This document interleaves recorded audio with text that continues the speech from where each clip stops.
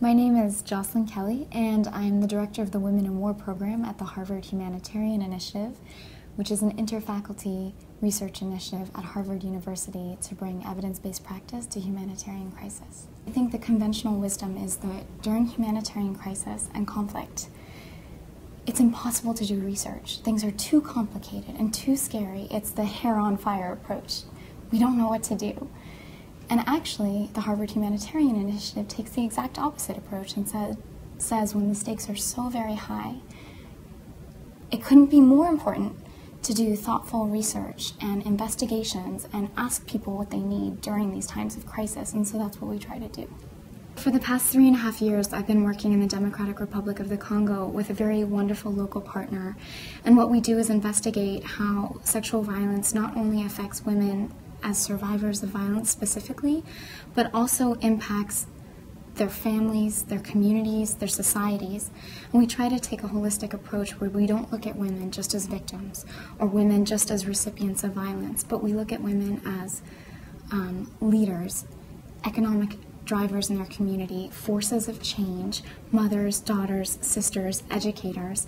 And through that holistic approach, I think we've learned an enormous amount about the incredibly destabilizing effects of sexual violence and conflict that reach so far beyond women's bodies and even women's minds, but can actually have effect on security of nations as a whole.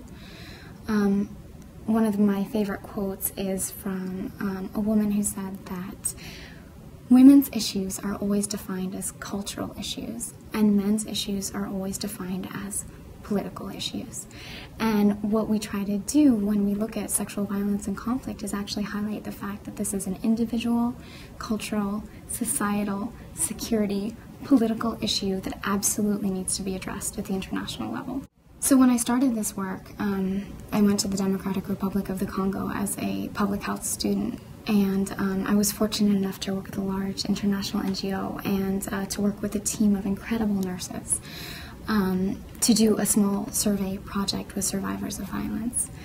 And the first few days of work, the nurses were actually quite busy and they had other things to do, and so they were more reluctant to show up to do the survey. And it was a bit of a tug of war with us to say, you know, to talk about why the survey would be important and the importance of data. And so once the nurses started working, I was struck by how all of a sudden they began to work longer and longer hours. And the survey was a pretty typical public health checkbox deal where you just write yes or no and then turn the page and move on. And by the fourth day, something remarkable was happening where the nurses were bringing the surveys back, and they were actually covered in cursive French writing where the nurses had made the decision that these women's stories actually couldn't be confined to the checkboxes on the surveys, and they'd chosen to write out a woman's entire kind of narrative and story from the beginning all the way to the end. And as I flipped through these surveys, not only were the margins full of cursive writing, but actually the backs of all the pages had been filled as well. And I think for me as a researcher, it was just this incredible learning moment where I realized the power of bringing both the numbers and the narratives together, because, you know, I was learning from these nurses who kind of recognized the importance of having that holistic view of these women's experiences.